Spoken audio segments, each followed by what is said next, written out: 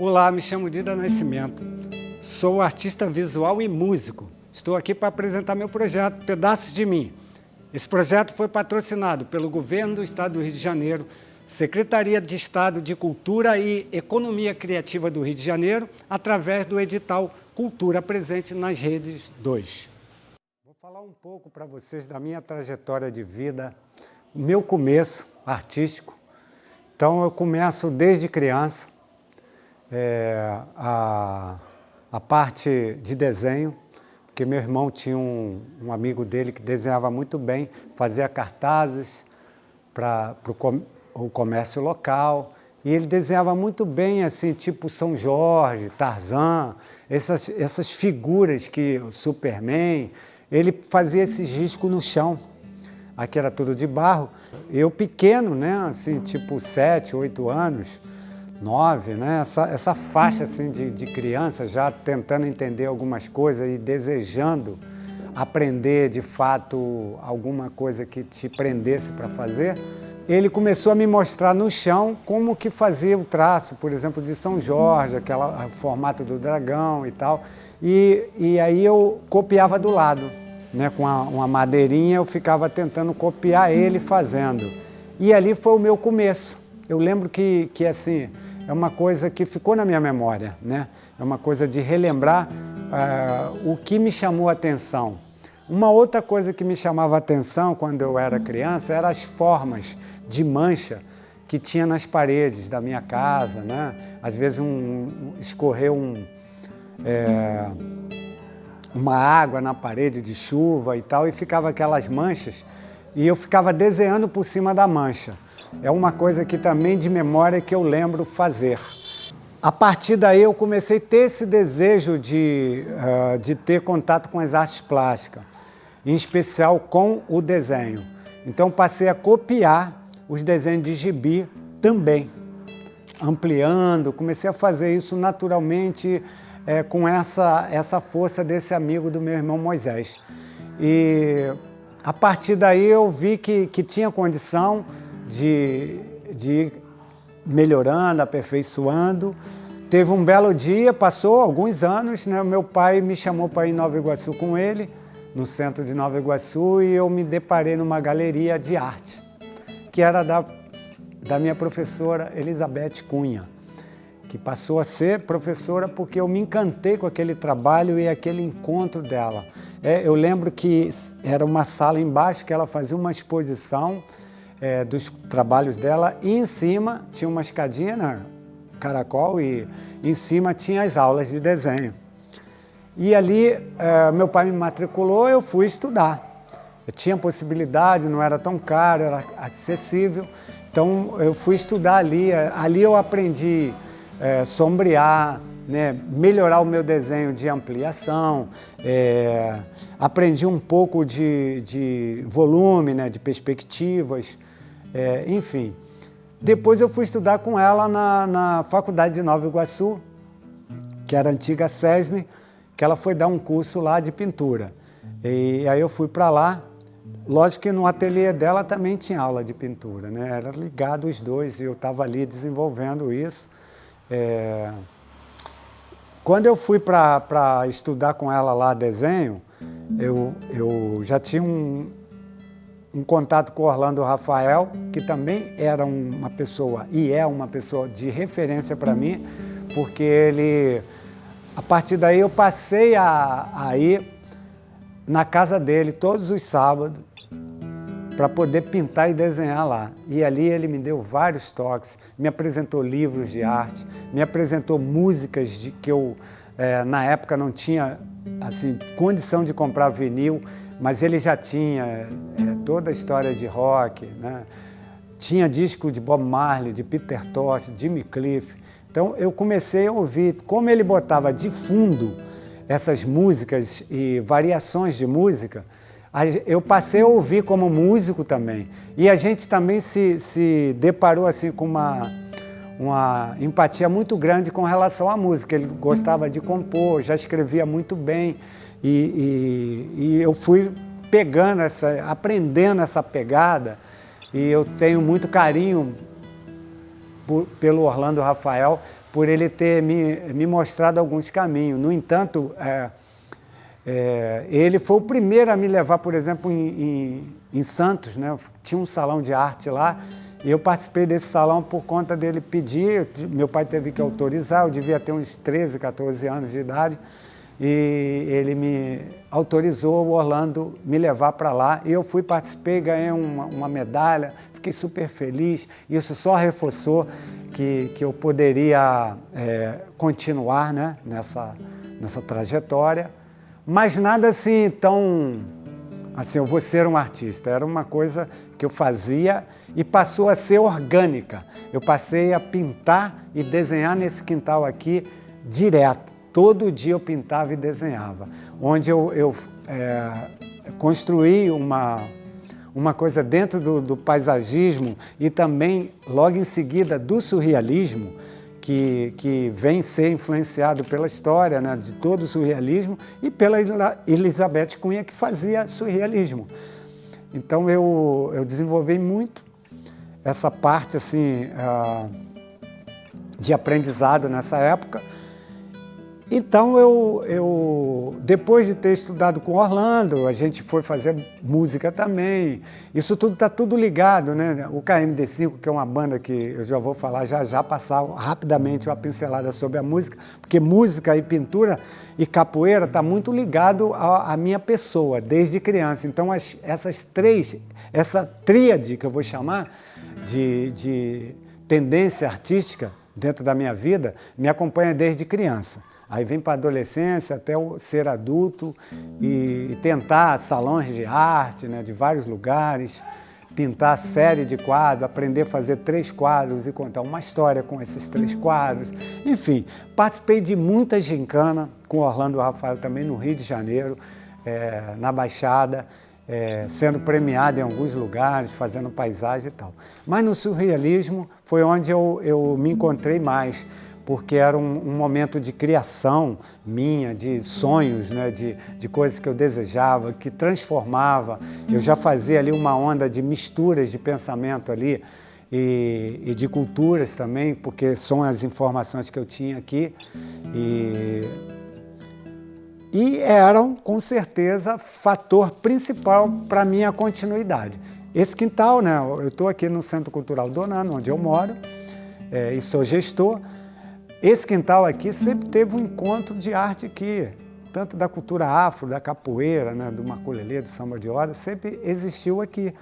E a música também. Então eu estou falando de 3 ações importantíssimas para a minha vida como artista, hoje como artista visual, de contar as coisas através da arte. Foi um aprendizado enorme.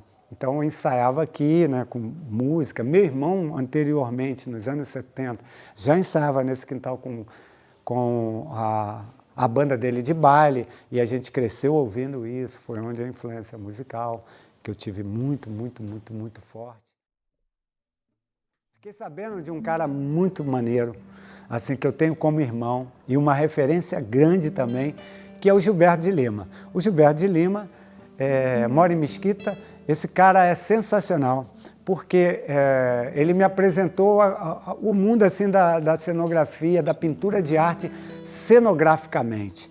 Então ele me chamou para trabalhar há muitos anos atrás, né, ali em Bom Sucesso, onde era o galpão da Globo. Eu fui prestar serviço lá para uma novela que, se eu me recordo bem, foi Roque Santeiro. Eu era muito garoto, devia ter uns 17 anos. Eu participei de várias ações artísticas para essa novela, cenograficamente. Ali eu comecei a parte de pintura cenográfica. Foi com o Gilberto e com os amigos que estavam lá, Eudine, vários outros amigos dele. A gente começou a bater papo e desenvolver trocas e tal. Aí passou um tempinho, ele me chamou para trabalhar com ele no carnaval do primeiro grupo, né, das escolas de samba do primeiro grupo carioca. E ele me chamou para trabalhar logo assim, num trabalho top. Ele já estava fazendo, junto com o Eudine, várias outras escolas, e ele foi convidado para fazer o carnaval da Estácio de Sá, né, que a Rosa Magalhães estava indo para a Estácio de Sá, E aí, no Carnaval de 87, eu entrei, fui convidado por ele para poder fazer o Carnaval. E eu tive uma vivência muito grande e múltipla da junção da cultura popular com essa festa grandiosa que o Rio de Janeiro fornece para a população. E ela é grandiosa porque ela vai para o mundo inteiro, enfim, tem toda uma logística para amparar essa importância que o Carnaval tem. E mais ainda, eu diria que a importância também da mão de cada artesão que faz esse Carnaval acontecer. E nós somos um deles, né?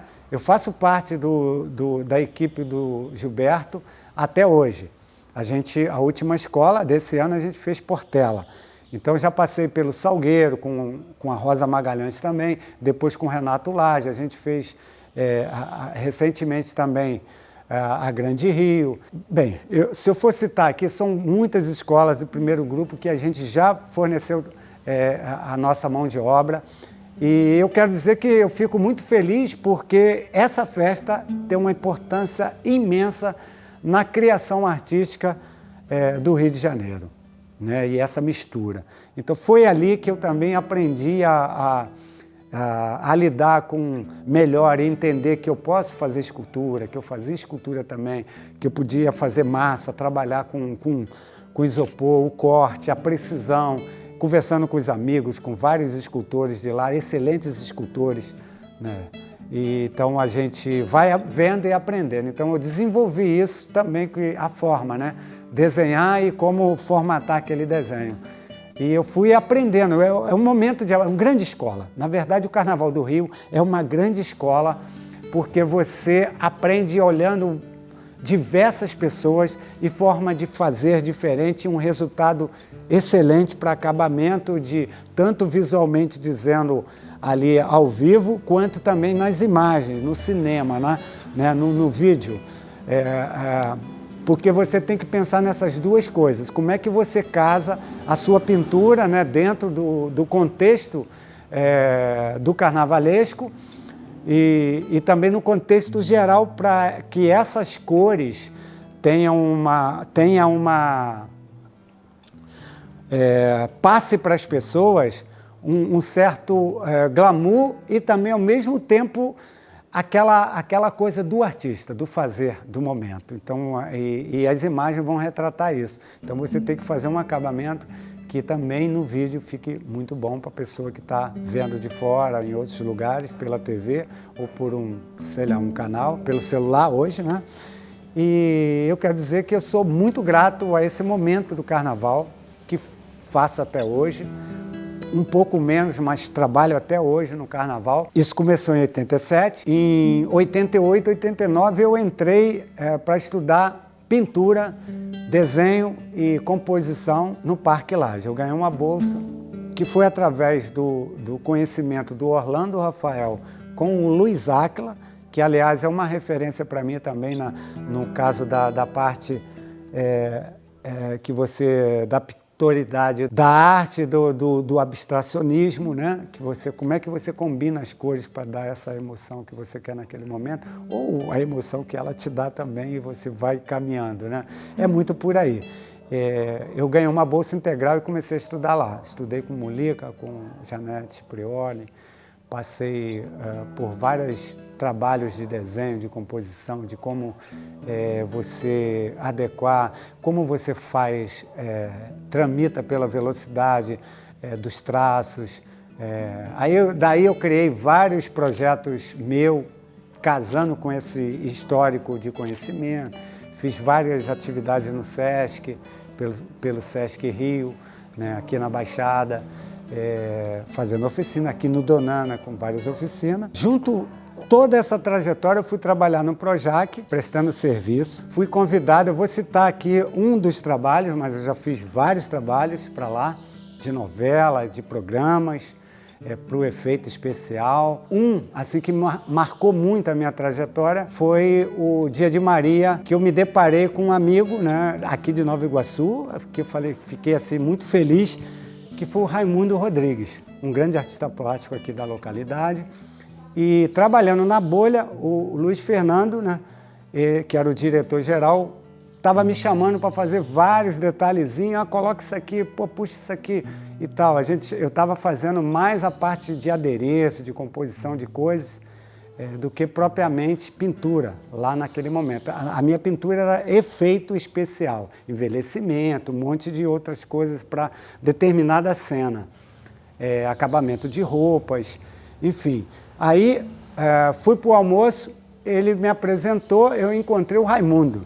E o Raimundo falou, cara, que legal e tal, vamos... Pô, quer trabalhar aqui comigo? Eu falei, quero, é só me chamar, tá tranquilo. Você me chama, a parceria, que era a empresa, né, que me contratava, e eu venho para cá, beleza. Aí eu passei a fazer os trabalhos direto para o Dia de Maria.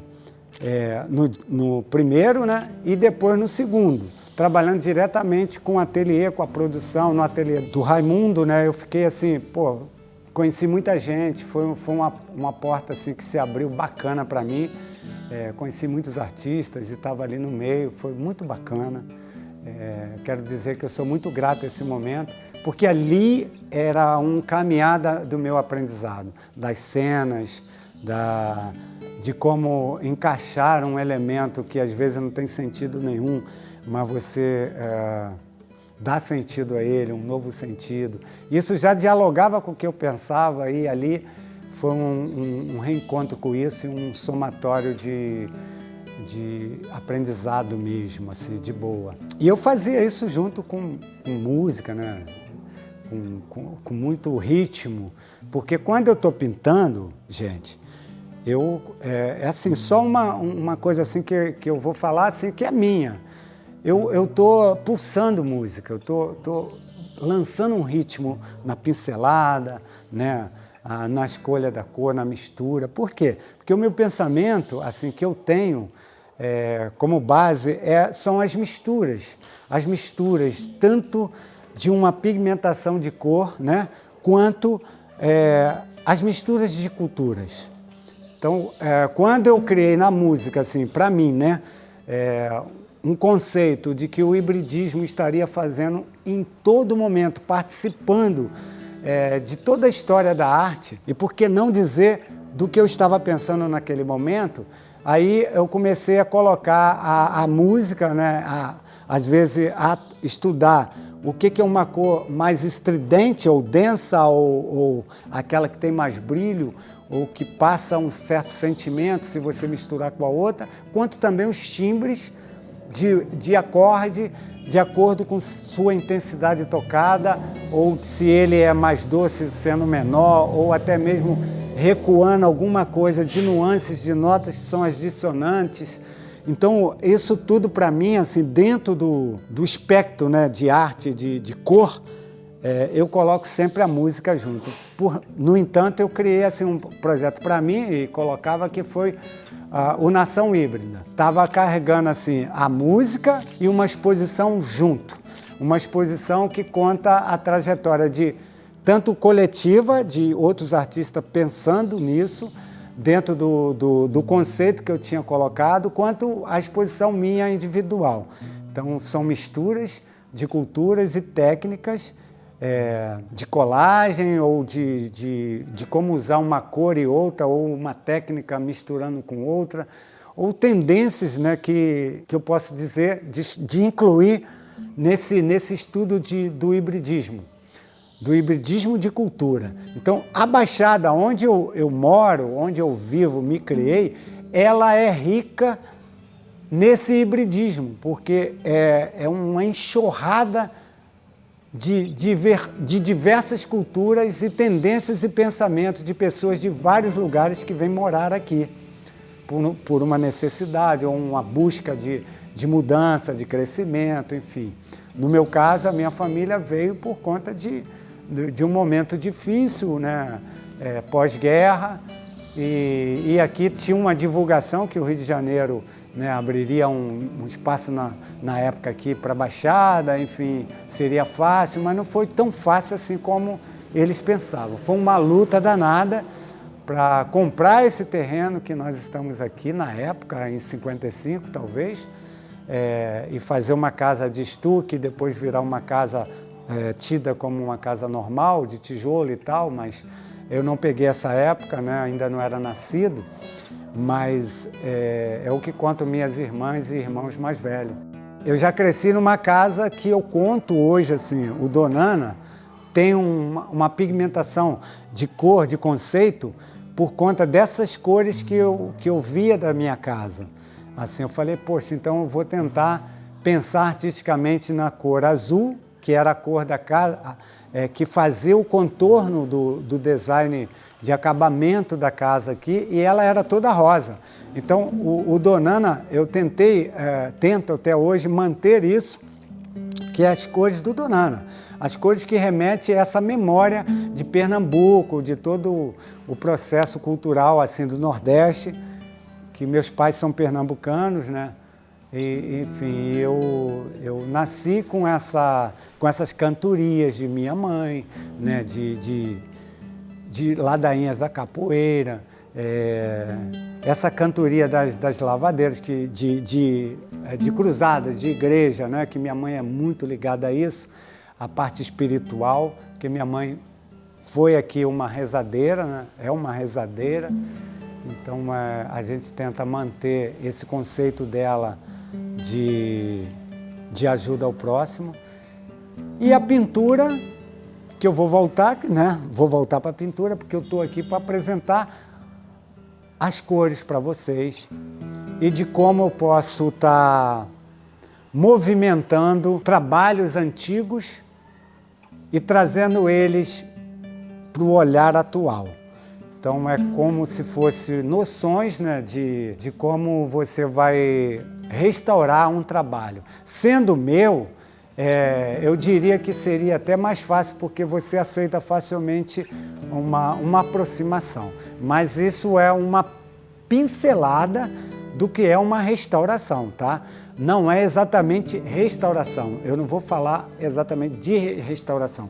Eu vou falar de recomposição de um trabalho que quase perdido, com o tempo, né? Você vai perdendo a cor, vai rachando, vai cracolando, vai dando problemas, cupim na madeira, enfim, a gente vai falar isso já sobre como chegar às tonalidades de um determinado trabalho ou trabalhar a paleta do claro ao escuro, das misturas das cores para chegar àquela tonalidade. Vou falar um pouco, né, de tinta a óleo e também da tinta acrílica. Então assim, eu quero muito tentar passar para vocês essa vivência de arte e eu espero que seja assim proveitoso, né, para vocês, para quem estiver assistindo, e eu acho que tem que chegar até as pessoas.